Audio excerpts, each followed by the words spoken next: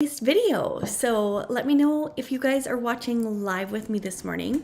And then if you're watching on the replay, just hashtag replay and I'll make sure I come back on later and say hi to you then.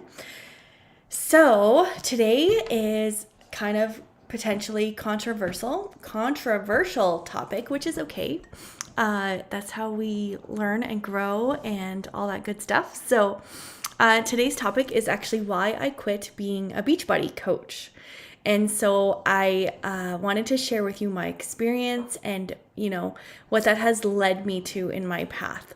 So before we get started here, you guys, a couple little housekeeping things. If you are watching this on Facebook this morning, I would encourage you to head on over to YouTube when this video is done and hit the subscribe button and the bell to receive notifications for each time that I come live. And I am your person who is talking all things self-love, accepting and respecting your body at whatever size you are. And we do this through a lot of different proven methods that really just help you to disrupt diet culture and just move forward with your life in a way that is connecting you to your body and all that good stuff. So that inner healing and outer healing at the same time. So if you guys want to head on over to the YouTube channel, we'd love to have you over there. And then before we get started, I do have a community called Self-Love at Any Size, accept and respect your body. So if this group sounds interesting to you, and exactly what it is in the title, we are just empowering each other to take those brave leaps towards accepting and respecting our body, which could meaning leaving diet culture. It could mean connecting back to your body, healing your relationship with food, and just finding all this toolbox of self-love things that really are going to help you to transform the way that life goes for you. So this group is free. It's a community you can pop into anytime. The link to the group is in the description of the video, or you can type in imperfectlyperfectyou.ca and that will take you to that space. So actually one more little housekeeping thing before we get started. I am currently 4th place in the Yoga Warrior competition. Voting is opening. You can vote daily right now between now and March 31st before I am either left behind in this round or move forward to the next round. So your vote daily is super appreciated, and I would be so grateful if you made a note of going and placing your vote for me today. You can read my profile and all the reasons why I entered the competition and what I would do if I won. So the link to vote is in the description of the video, and I just needed to share that. So why I quit being a Beachbody coach. So I'm going to bring up my video here to make sure I can see you guys.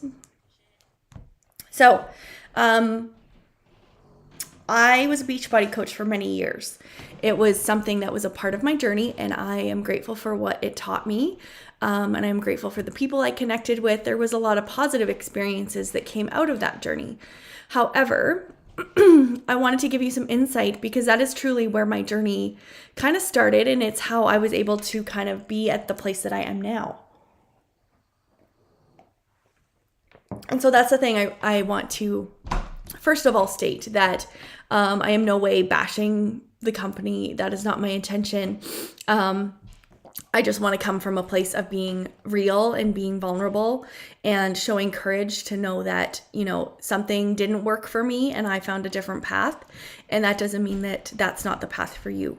I feel like all these things are a part of our journeys. And we learn lessons from these things, whether it's good or bad, and it's how it shapes us into who we are now. So first of all, if you know me at all, you will know that I am disrupting diet culture by giving women permission to connect back to their bodies and find movement they love, to heal their relationship with food, and gain a whole toolbox of proven methods to accept and respect their bodies at any size. So that is what I'm about now, but we're gonna flash back into the moments of when I was a Beachbody coach. So when I was a Beachbody coach, I had a whole group of women that I coached in my small town that I lived in. And even looking back now at the name that I created for us, I realized how toxic it was to shame and guilt people into thinking that they had to be a certain way in order to be worthy or valuable or accepted. And so the name of my group is, to start off, is a reason, that led me into quitting, is my group name was Mission Slim Possible. So having slim in the title just really irks me now that I have done all this healing for myself, to realize that promoting that ideal that you could only be worthy or valuable if you were the slim version of yourself, right? And so that right there, and that's a kind of a cringy moment that I think of now, of like, I promoted that name so much.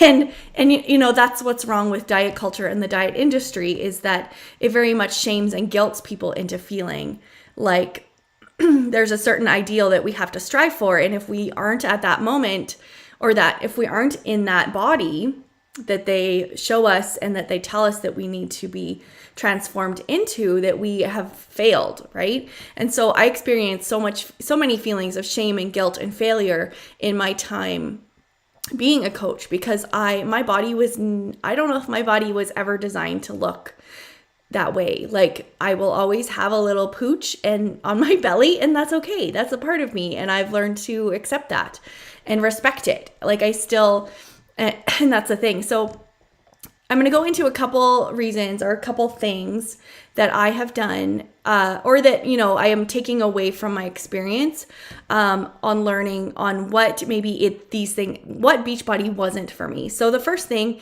is, I feel like it disconnected me from my body. It really was focused on investing all of your knowledge and your experience and your, really, it was like your Bible, per se, of what you could do, or what how long you should exercise, how much you should eat, how many times you should eat. Like, there were so many things that it was just, it had to be this way. This was the right way. Don't listen to your body or connect to your body in a way that you're listening to what it's telling you. You're strictly focusing on what the diet program tells you to do, how much times you should eat, what you shouldn't eat. And that you would feel so much guilt and shame and judgment if you didn't do what they told you to do. So that was my first takeaway from that experience, is really learning that they actually promoted disconnect from our bodies. This was 10 years ago. So maybe it's changed since then, but I definitely, that was my experience throughout that process. And so then my next thing that I realized is that there was no focus given to my internal healing as I was focusing on fixing that outer appearance. And so I realized that this was my aha moment after I had lost like 80 pounds, and I looked myself in the mirror that day and I said, I still hate you just as much as I did when you were 80 pounds heavier. So what are we going to do now? So I had that internal conversation with myself of realizing that I had done zero inner healing. Like, I had not healed my heart, my soul. I had not done that work to work on my self-talk, my gratitude for my body, my perception of, being lovable, being worthy.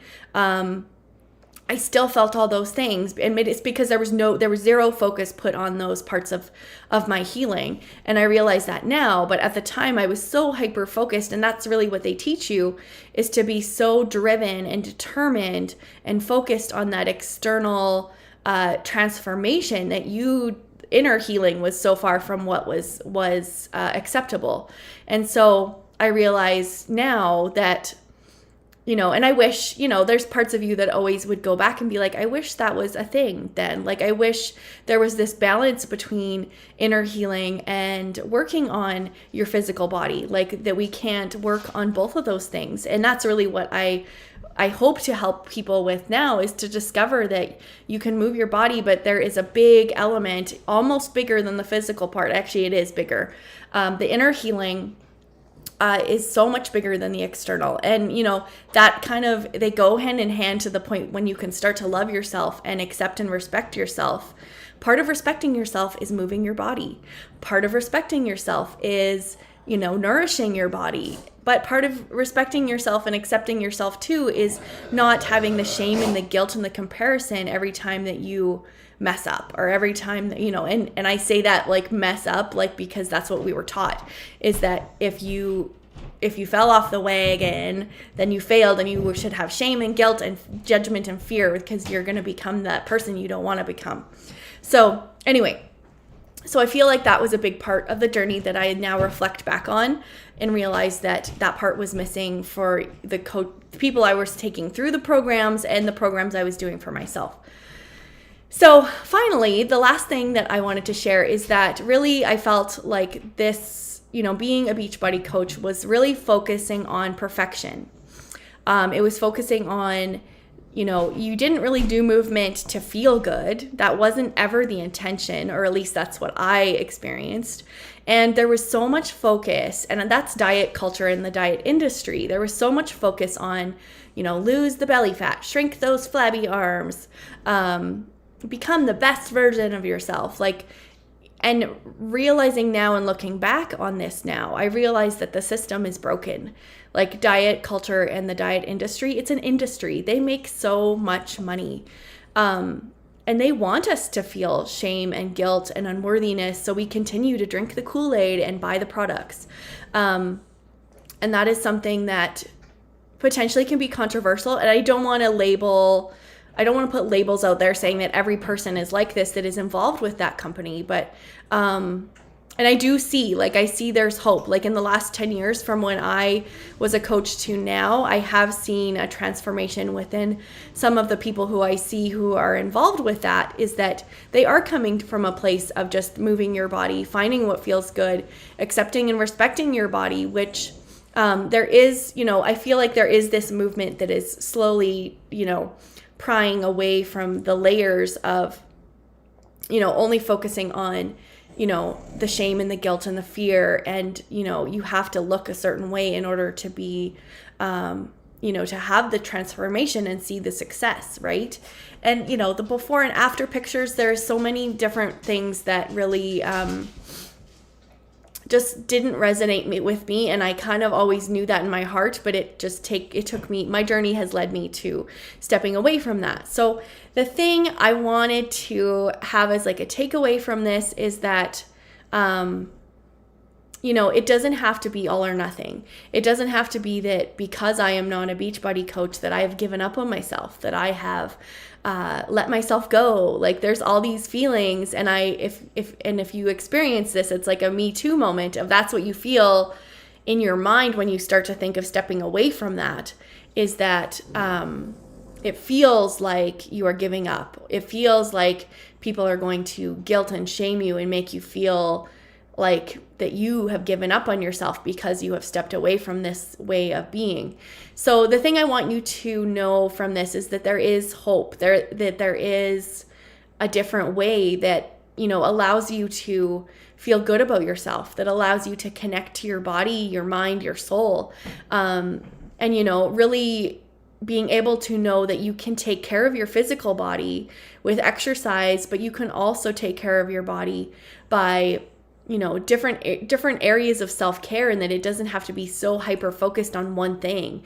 That the whole, I feel like the whole goal out of all this is to have that balance, to feel like you're nurturing and taking care of all parts of yourself. And the biggest thing is to finally wake up one day and realize that you can accept and respect yourself at no matter what size, that you don't have to be that after picture in order to feel worthy and valued and appreciated and loved, that you can feel loved right now. You don't have to, morph your body into the pictures that you see in order to feel those feelings, that you can feel those feelings today.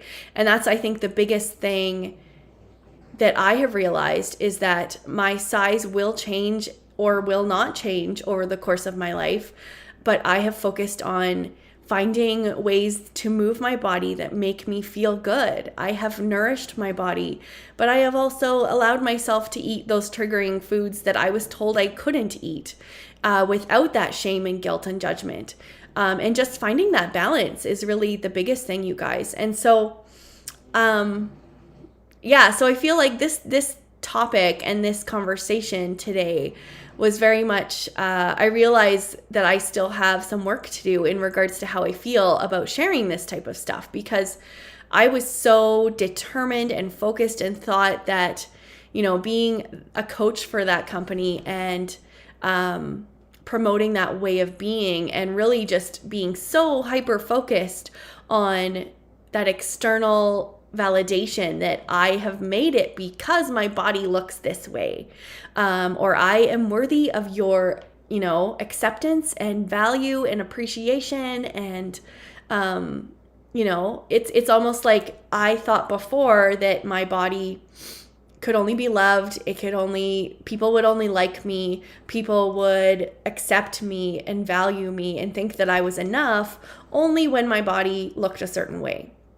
And so even after losing 80 pounds, you guys, my body still looked the same way. I still had a tummy. I still had kind of flabby arms. Like that's me. Like, you know, and yes, I probably could have kept going with it. And yes, my body would have possibly tightened in the places it was supposed to tighten. But you know what? It's also living life. It's also not letting that lifestyle control who you are, control how you're loved, control your worth and your value. So anyway, that's my little soapbox for today. So I hope that was helpful. I hope that gave you a little bit of insight into how I have stepped away from that way of being, but how I have also stepped into such an amazing way of being, on having that permission to come back to my body, find movement that I love. I found yoga after leaving coaching. And yoga is a movement and a way of being that I could never leave. Like that is my everything. And, you know, healing my relationship with food, which has been more of a recent journey for myself, but seeing the benefit in that, seeing that, you know, taking that time and dedication to heal that part of yourself on, you know, a way of living and being and thinking that we have learned our whole entire lives. And so being in I'm almost 40, and coming to that realization that I could heal my relationship with food and not have that toxic relationship and that toxic cycle of always feeling the shame and the guilt around my food is another way that I could never go back to anything else. So anyway, I feel like I went way over for my time. Yes, I did. I get talking and so anyway, I hope this was helpful. I hope you gained some insight into my own journey and how, if you are feeling the nudge to disconnect from this type of being, message me or join my communities. And then one more thing before I pop out of here is today I have a flash sale on my 21-day Find Your Magic Yoga challenge. So it's 21 days of yoga if you want to try out this practice that has transformed my life. This is a short 21-day challenge that's 15 minutes of yoga a day. And we have a lot of different practices on there to just help you start to connect back to your body and start that journey of starting to love and accept and respect yourself. So the link to that is in the description of the video, and it's $21. So it's $1 a day for these practices. So it's super affordable, and I hope you take a look at it, and I hope you start that journey with me. So anyway, you guys, take care. Have the best day. We'll talk to you soon.